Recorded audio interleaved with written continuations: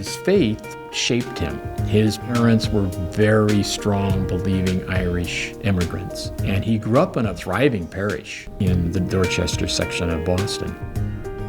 It was a very mixed income neighborhood. There were people that had single-family homes living beside three deckers. People lived over stores, and people lived in fairly good-sized houses. The income mattered almost zero. All through my life, that was my concept of what a neighborhood should be. When I got out of the Army, I went to Boston College. I was trying to get into business because I was dying to make money, because I never had any money. I just wanted to know what it felt like, you know. So, but nobody would hire me. So then I went to work for my brother John at a small building company. Then I got into the real estate business right from there. It satisfied my interest in how people live and what was making good neighborhoods, what was making bad neighborhoods. And we would build properties in areas that were good.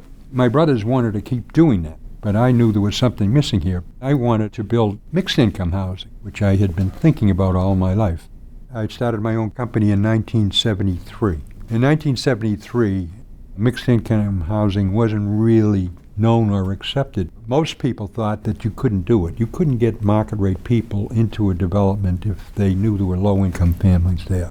I knew it would work because I lived it growing up. The first mixed income community we did was Queen Anne's Gate in Weymouth, 25% low and moderate and the rest market rate. And that became a real winner. We started off with 150 units, and now it's 670 units. And we converted public housing into mixed income housing, and they thought that was completely insane. People said he was crazy. Well, if you wandered around America Park in those days, you might have had a reason for questioning his sanity. It was a terrible place, but they were great people. And both Joe and I felt that if the residents had a real voice in the process, that it would work long term. And it was a great success. Continues to be. I knew Columbia Point because I went to Boston College High and I watched it go up. And then I watched what happened to it. In the early 50s, it was a family-oriented housing development. We had grass. We had little green iron fences that sort of ran around the grass. And people were very neighborly. And it seemed like one day you just woke up, the grass was gone and the fences were torn down. There was no rules. You can look out your window and see the drugs that's being passed along. Stabbing, killings, everything. You name it, and it was done, and no one did anything about it. A lot of apartments were boarded up. Out of 1,800 units, there were only 300 people living in it. That was considered completely off the wall. To take on these people that were in this desperate place.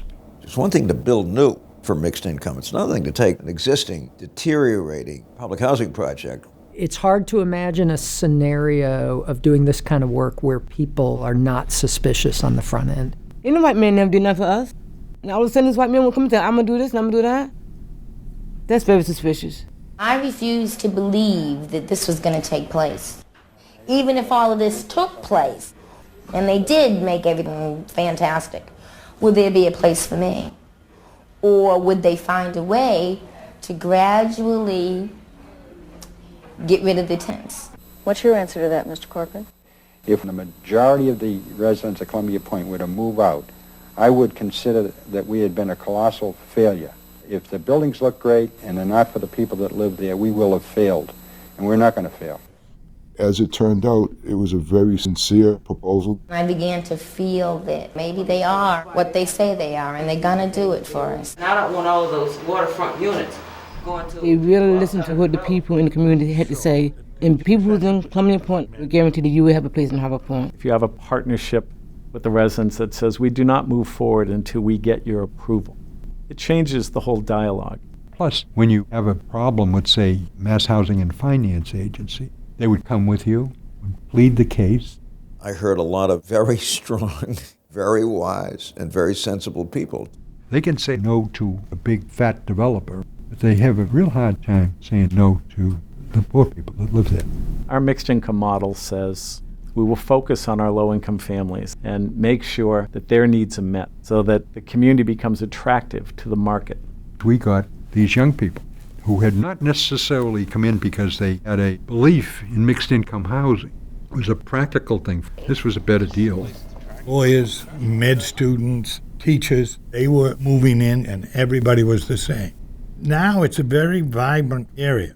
It's remarkable to see, the end results and what has actually, Harbor Point become. It's just gorgeous. It's my kingdom. I love it.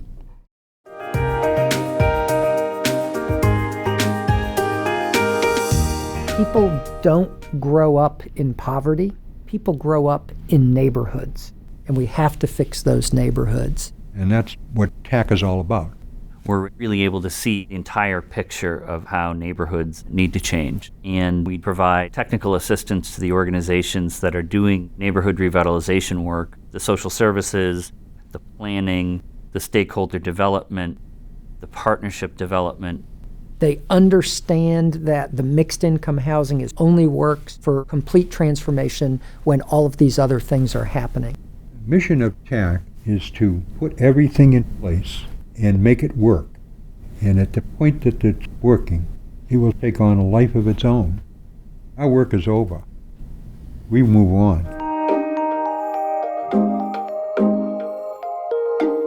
Lower Roxbury is this community of 4,000 households. 60% are in extreme poverty. But it's in a location that can draw market rate people naturally.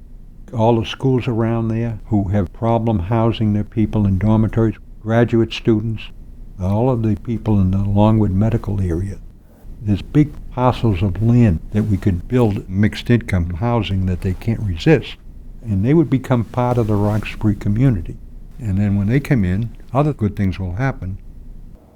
The challenge is to make sure that what you end up doing serves a broad range of folks at every level, in terms of income, ethnicity, and race, and so on and so forth. And that's the beauty of this partnership. I have a foundation that's small, and I'm going to make it bigger. I wanted to support TAC and also the Center for Real Estate and Urban Action at Boston College, and continue working for the transformation of bad places to live.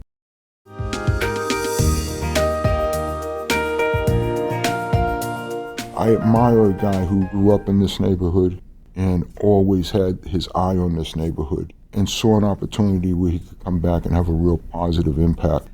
I would hope that anybody who cares about communities that just look distraught would draw their inspiration from the likes of Joe Corcoran and say, this doesn't have to be tolerated.